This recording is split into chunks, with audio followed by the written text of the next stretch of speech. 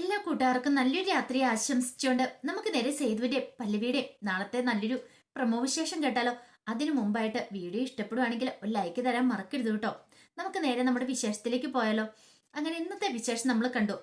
ഋതു നിഖിലുമായിട്ടുള്ള വിവാഹത്തിന് സമ്മതിച്ചില്ല. ഇത് കേട്ടുകഴിഞ്ഞപ്പോഴത്തേനും അച്ഛനും സേതുവിനും ഭയങ്കര സന്തോഷമായിരുന്നു. കാരണം അവളുടെ മനസ്സിൽ വേറെ പല കാരണങ്ങളുമായിരുന്നു. ഒരുപക്ഷെ ഈ വിവാഹം നടന്നിട്ടുണ്ടെങ്കിൽ വിൽപത്രപ്രകാരം സേതുവിന് ഇവിടെ ആധിപത്യമാവും. പിന്നെ സേതുവിന് ഒരിക്കലും ഈ വീട്ടിൽ നിന്ന് പറഞ്ഞു വിടാൻ പോലും പറ്റില്ല. അച്ചുവിന്റെ ഋതുവിന്റെ വിവാഹം ഒരു വർഷത്തിനുള്ളിൽ തന്നെ നടത്തണമെന്നാണ് വിൽപത്രത്തിൽ എഴുതിയിരിക്കുന്നത്. അല്ലെങ്കിൽ സേതുമാധവന് വിൽപത്രത്തിൽ അവകാശം കാണത്തില്ല. സേതു ഈ വീട്ടിൽ നിന്ന് ഇറങ്ങി കൊടുക്കണം പൊന്നുമടത്തിന്ന്. അങ്ങനെ ഒരു കാരണവശാലും ഋതു ഒരു വിവാഹത്തിന് സമ്മതിക്കില്ല. ഋതുവിന്റെ മനസ്സിലെ ആഗ്രഹം സേതുവിനെ എത്രയും പെട്ടെന്ന് ഇവിടെ നിന്ന് ഇറക്കി വരണമെന്നാ. അതോടൊപ്പം തന്നെ സേതു ഒരു വർഷത്തിനുള്ളിൽ തന്നെ കല്യാണം കഴിക്കണം. ഈ കാര്യങ്ങളൊന്നും നടന്നില്ലെങ്കിൽ സേതുമാധവൻ പൊന്നുമടത്തിന്ന് പുറത്തേക്ക് പോകേണ്ട വരും. അതൊക്കെ ഓർത്തു കഴിഞ്ഞപ്പം ഋതുവിന് പിന്നെ വിവാഹത്തിന് സമ്മതിക്കാൻ പറ്റുമോ? അതോടൊപ്പം തന്നെ അവളുടെ മനസ്സിലുള്ള മറ്റൊരു കാര്യം, വിവാഹം എന്ന് പറഞ്ഞാൽ അത് വലിയൊരു എന്തോ ബാധ്യതയാണ്. ഭർത്താവിന്റെ വീട്ടിൽ പോയി കഞ്ഞിയും കറിയും വെച്ചൊക്കെ ജീവിക്കാന്ന് പറഞ്ഞാൽ ഋതുവിനെ സംബന്ധിച്ച് അത് ഒട്ടും അങ്ങോട്ട് അക്സെപ്റ്റ് ചെയ്യാൻ പറ്റുന്ന കാര്യമായിരുന്നില്ല. അവൾക്ക് അതിനോട് ഒട്ടും താല്പര്യമില്ലാത്ത കാര്യമാണ്. ഇവളുടെ ഈ ന്യായവാദങ്ങളൊക്കെ ഓർത്തു കഴിഞ്ഞപ്പോഴത്തേനും പല്ലവി സേതുവിനോട് പറഞ്ഞു, കാര്യമൊക്കെ കാര്യം തന്നെ, ഈ നിഖിലുമായിട്ടുള്ള ബന്ധത്തിന് അവൾ സമ്മതിച്ചില്ല. പക്ഷെ അവൾ അതിനുവേണ്ടി കണ്ടെത്തുന്ന ന്യായങ്ങളുണ്ടല്ലോ, അത് കുറച്ച് കടന്ന കൈയല്ലേ സേതുവേട്ടാന്ന് ചോദിക്കാം. എന്ത് അവൾ എന്തേലും കാണിക്കട്ടെ. കാരണം ഒരുപക്ഷെ അവളുടെ വിവാഹം നടന്നില്ലെങ്കിൽ ഞാൻ ഈ വീട്ടിൽ നിന്ന് ഇറങ്ങേണ്ടി വരുമായിരിക്കും. എന്നാലും കുഴപ്പമില്ല, അവൾ ആ നിഖിലുമായിട്ടുള്ള വിവാഹത്തിന് സമ്മതിച്ചില്ലല്ലോ, അത് എന്നെ സമാധാനം. എനിക്ക് എന്തിനേക്കാളും വലുത്, സ്വത്തിനേക്കാളും പണത്തിനേക്കാളും വലുത് എനിക്ക് എന്റെ പെങ്ങളുടെ ജീവിതമാണെന്ന് പറയാണ്. പല്ലവി പറഞ്ഞു, സേതുവേട്ടൻ ഇത് പറയുന്നു, പക്ഷെങ്കില് സേതുവേട്ടന്റെ മനസ്സ് അവള് കാണുന്നില്ലല്ലോ സേതുവേട്ടാ. അത് ശരിയാ, എന്നാലും എനിക്ക് കുഴപ്പമില്ല. ഏതെങ്കിലും ഒരു കാലത്ത് അവൾ എന്നെ മനസ്സിലാക്കുമെന്ന് പറയാം. ഇപ്പൊ തന്നെ കണ്ടില്ലേ, ഇത്ര സ്നേഹത്തോടെ കഴിഞ്ഞിരുന്ന അമ്മയാ, ഒറ്റ നിമിഷം കൊണ്ട് എല്ലാം തകർന്നു പോയില്ലേ.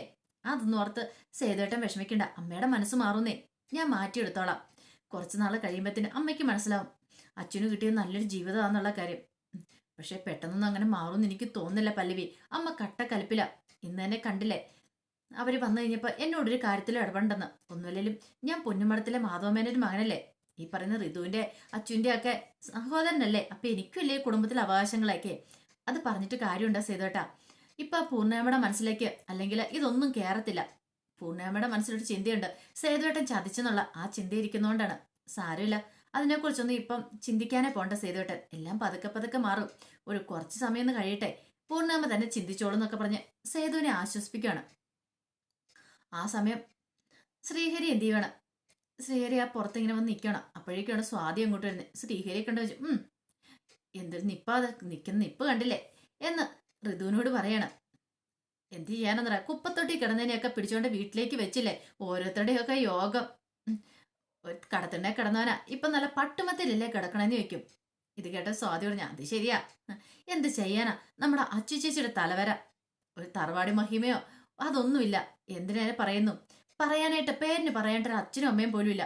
എന്നിട്ടാണ് പൊന്നുമടത്തിലെ മരുമാനായിട്ടിരിക്കുന്നത്. ചിലരുടെയൊക്കെ ശുക്രദശ ഉദിച്ചിരിക്കുന്ന. അല്ലാതെ ഇപ്പൊ എന്ത് ചെയ്യാനാന്ന് പറയാം. ഇത് കേട്ടോ ശ്രീഹരിക്ക് ഭയങ്കര വിഷമായിപ്പോയി. സ്വാതി പറഞ്ഞു, എല്ലാം ആ സേതുമാധവന്റെ കളിയാ. ഇനിയും കൊണ്ടുവരും മിക്കവാറും ഇങ്ങനെ ഓരോ ഫ്രണ്ട്സിനെ വിളിച്ചോണ്ട്. ഇനിയും ഉണ്ടല്ലോ ഇവിടെ കല്യാണം കഴിക്കാതെ നിൽക്കുന്നവര് മിക്കവാറും. ഇത് കേട്ടത് ഇത് പറഞ്ഞു, കൊണ്ടുവരട്ടെ, ഞാൻ കൊടുക്കുന്നുണ്ട്. അതിനു മുമ്പ് ഈ പറയുന്ന സേതു ഈ വീടിന്റെ പടിയിറങ്ങൂന്ന് പറയാ.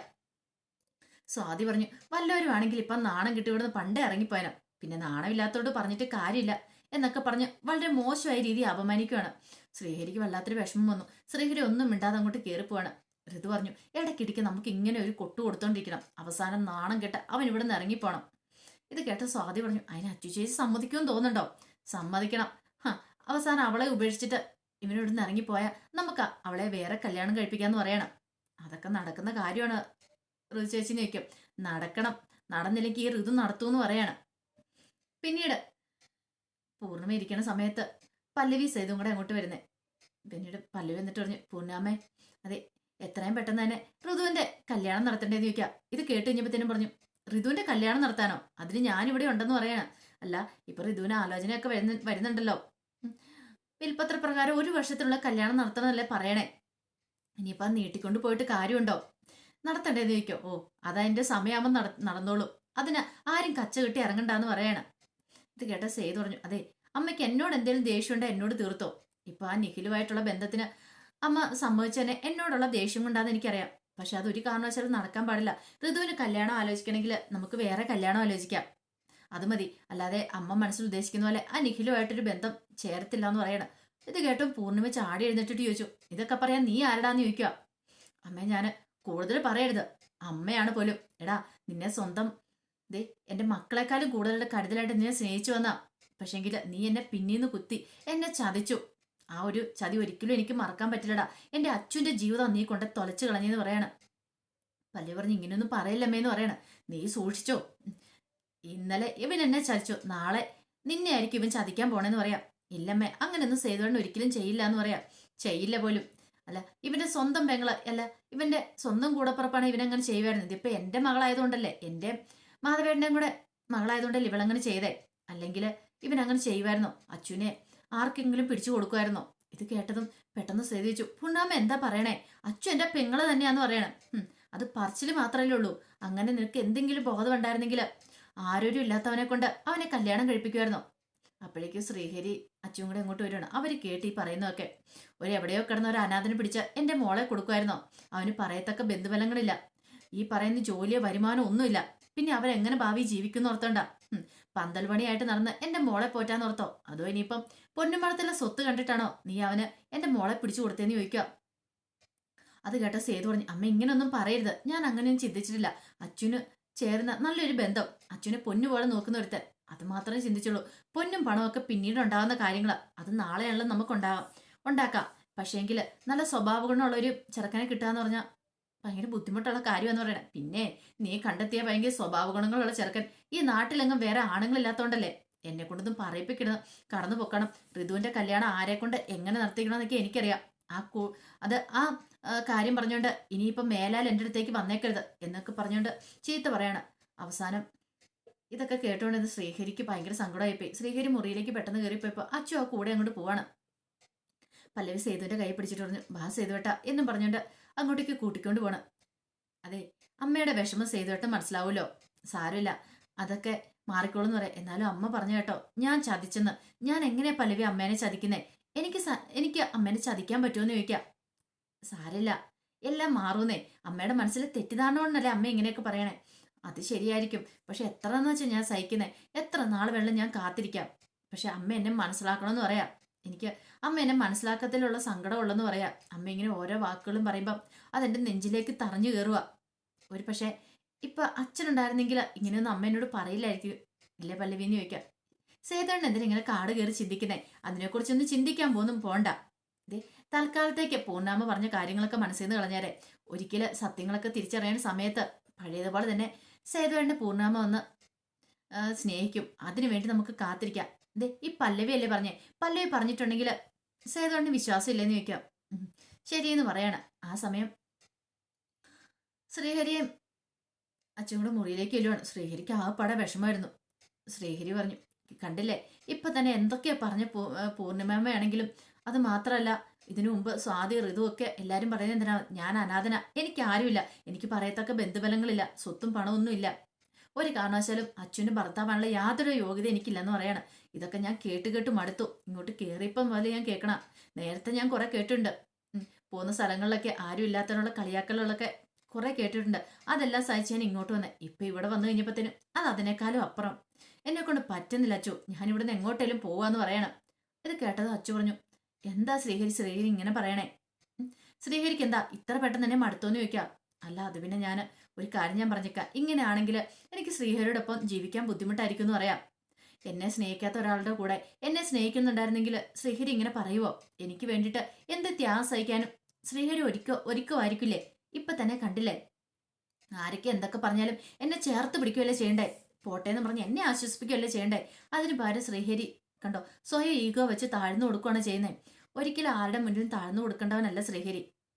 അറിയാലോ, പൊന്നുമടത്തിലെ മരുമകനാ. ഞാൻ പറയുന്നത് മനസ്സിലാവുന്നുണ്ടോന്ന് ചോദിക്കാം. ശ്രീഹരി എന്നെ കൊണ്ട് പറ്റുന്നില്ലാത്തോണ്ട് അച്ചോ ഞാൻ ഇവിടുന്ന് ഇറങ്ങാന്ന് വെച്ചാൽ എല്ലാരും കളിയാക്കിയുമ്പോ എനിക്ക് പറ്റുന്നില്ല എന്ന് പറയാം. ഒരു കാര്യം ചെയ്യാം, അങ്ങനെയാണെങ്കിൽ ഞാനും കൂടെ ഇറങ്ങിയേക്കാം. ഇനിയിപ്പോ ശ്രീഹരിയല്ല എന്റെ കഴുത്തിൽ താലി അർത്തിയത്, ശ്രീഹരി അവിടെ പോയി കിടക്കുന്നോ അങ്ങനെ ഞാനും അവിടെ പോയി കിടന്നേക്കാം. ഇനിയിപ്പം ഞാൻ ഇവിടെ തന്നെ നിൽക്കുന്നില്ല എന്ന് പറയാം. ഇത് കേട്ട ശ്രീഹരിക്ക് എന്ത് ചെയ്യണമെന്ന് അറിയത്തില്ല. എപ്പോഴേത് നിമിഷം ഇറങ്ങണമെന്ന് പറഞ്ഞാൽ മതി, ഞാൻ ആ കൂടെ ഇറങ്ങിക്കോളാന്ന് പറഞ്ഞിട്ട് അച്ചു അങ്ങോട്ടേക്ക് പോവാണ്. ആ സമയം പൂർണ്ണിമ ആകപ്പാടെ വിഷമിച്ചിരിക്കുക. സേതുവിനോട് അങ്ങനെയൊക്കെ പറഞ്ഞു. ഉള്ളിൽ വിഷമമുണ്ട്. പക്ഷെ എന്ത് ചെയ്യാൻ പറ്റും? ഉം, ആ സേതു ചെയ്ത കാര്യങ്ങളൊക്കെ ഓർത്ത് കഴിയുമ്പത്തേനും പൂർണ്ണിമയ്ക്ക് അങ്ങോട്ട് സഹിക്കുന്നില്ല. അപ്പോഴേക്ക് ഋതു അങ്ങോട്ടേക്ക് വന്നു. എന്താ അമ്മേ? അമ്മ എന്താ വല്ലാതിരിക്കണമെന്ന് ചോദിക്കാം. ഒന്നുമില്ല. ഞാൻ ആ കല്യാണത്തിന് സമ്മതിക്കാത്തോണ്ടാണ് നിഖിലുമായിട്ടുള്ളത്. അമ്മേ, ആ വിവാഹത്തിന് ഞാൻ സമ്മതിച്ചില്ലെങ്കിൽ അതിന്റെ പിന്നില് വ്യക്തമായ എനിക്ക് എന്റേതായ കാരണങ്ങളുണ്ടെന്ന് പറയാം. ഋതു, നിനക്ക് എന്ത് കാരണങ്ങളുണ്ടെന്ന് എനിക്കറിയണ്ട. പക്ഷെ നിന്റെ വിവാഹം എത്രയും പെട്ടെന്ന് നടത്തണം. ഇനി അത് നടത്താതിരിക്കാൻ പറ്റില്ലെന്ന് പറയണം. എനിക്ക് എപ്പോഴും ഏത് നിമിഷം എന്താ സംഭവിക്കുമെന്ന് പറയാൻ പറ്റില്ല. എന്റെ ആരോഗ്യസ്ഥിതി അത്ര നല്ലതൊന്നുമല്ല. അതുകൊണ്ടാണ് ഞാൻ പറയണേന്ന് പറയാം. ഇത് കേട്ടത് ഋതു പറഞ്ഞു. അമ്മ എന്തൊക്കെയാ പറയണേ? അമ്മയ്ക്ക് എന്തെങ്കിലും സംഭവിക്കുന്നോ? അങ്ങനെയൊന്നും ഒരു കാരണവശാലും ഇല്ല. നിയമേ, ആ നിഖിലുമായിട്ടുള്ള വിവാഹത്തിന് എങ്ങനെയമ്മ ഞാൻ സമ്മതിക്കുന്നേ? ഒന്നാമത്തെ കാര്യം അച്ഛനും വന്ന ആലോചന. പിന്നെ എനിക്ക് എങ്ങനെയാ? അതൊന്നും കുഴപ്പമില്ല. ഇപ്പൊ തന്നെ കണ്ടില്ലേ, പ്രതാപന് ശ്രീദേവിയൊക്കെ രണ്ടാമത് കയറുവെന്നാ. അവരെ നമ്മൾ വീണ്ടും നാണം കെടുത്തി വിട്ടില്ലേ? അപ്പൊ അവർക്ക് ആഗ്രഹം ഉണ്ടെങ്കിൽ നീ അതിനെ സമ്മതിക്കുന്നതല്ലേ നല്ലത്. ഒന്ന് ഞാൻ നാണം കിട്ടു. ഇനി എല്ലാവരുടെ മുന്നിൽ നിന്ന് നാണം കെടുത്തണം ഋതുന്ന് ചോദിക്കണം. അമ്മ എന്തൊക്കെ പറഞ്ഞാലും എനിക്ക് ഈ വിവാഹത്തിന് സമ്മതമല്ലെന്ന് പറയും. അന്നെങ്കിൽ ഈ വിവാഹം വേണമെങ്കിൽ ഒരു കാര്യം ചെയ്യാം. നിനക്ക് ഇഷ്ടപ്പെട്ട ബന്ധം ഏതാന്ന് വെച്ചാൽ പറഞ്ഞു, ഞാൻ നടത്തി തരാന്ന് പറയണം. ഋതു ആകെപ്പാടെ പെട്ടുപോയി. ഋതു ഇങ്ങനെ ആലോചിക്കുക. അമ്മ രണ്ടും കൽപ്പിച്ച് തീരുമാനിച്ചിറങ്ങിയിരിക്കുന്നത്. എന്ത് ചെയ്യണം? ഈ ഊരാ കുടിക്കുന്ന എങ്ങനെയൊന്ന് രക്ഷപ്പെടണം എന്ന് അറിയത്തില്ലാതെ ഋതു നിൽക്കുകയാണ്. അവസാനം പൂർണ്ണിമ പറഞ്ഞു, ഒരു കാര്യം ഞാൻ പറഞ്ഞേക്കാം. നീ വിവാഹത്തിന് സമ്മതിച്ചില്ലെങ്കിൽ എന്ത് ചെയ്യണമെന്ന് എനിക്കറിയാം. ഇനിയിപ്പോ എനിക്ക് എല്ലാവരുടെ മുന്നിൽ നാണം കിടാനായിട്ട് പറ്റില്ല. നിനക്ക് സമ്മതമാണോ അല്ലയോ അത് മാത്രം എന്നെ അറിയിച്ചാൽ മതി എന്ന് പറയണം. ആകെപ്പാടെ പെട്ടുപോയൊരവസ്ഥയിലായിപ്പോയി ഋതുവിന്. ഇനിയിപ്പോ എന്ത് ചെയ്യണമെന്ന് അറിയത്തില്ല. വിവാഹത്തിന് സമ്മതിച്ചിട്ടുണ്ടെങ്കിൽ സേതുമാധവൻ ഈ വീട് കൈയടക്കും. സമ്മതിച്ചില്ലെങ്കിലോ അമ്മയ്ക്ക് പിന്നെ സഹിക്കാനും പറ്റില്ല. ആകെപ്പാടെ ഒരു പത്മവ്യൂഹത്തിൽപ്പെട്ടൊരവസ്ഥയിൽ ഋതു ഇരിക്കുകയാണ്. അപ്പൊ അതിന്റെ വിശേഷങ്ങളൊക്കെ കാണാൻ പോകുന്നത്. ഇനിയിപ്പൊ നിഖിലുമായിട്ടുള്ള ബന്ധത്തിന് അവൾ സമ്മതിക്കാൻ നിർത്തില്ല. അങ്ങനെ സമ്മതിച്ചിട്ടുണ്ടെങ്കിൽ അവളുടെ കഷ്ടകാലം എന്ന് കൂട്ടിയാൽ മതി. അവൾ ഇത്രയും കാലം അഹങ്കരിച്ചാനൊക്കെ അവളുടെ നല്ല തിരിച്ചടി തന്നെ അവൾക്ക് കിട്ടാനായിട്ട് പോകുന്നത്. അപ്പൊ അതിന്റെ വിശേഷങ്ങളൊക്കെ നമുക്ക് എല്ലാവർക്കും കാത്തിരിക്കാട്ടോ. ഒരിക്കൽ കൂടി എല്ലാവർക്കും നല്ലൊരു രാത്രി ആശംസിച്ചുകൊണ്ട് നിർത്തുന്നു. നന്ദി.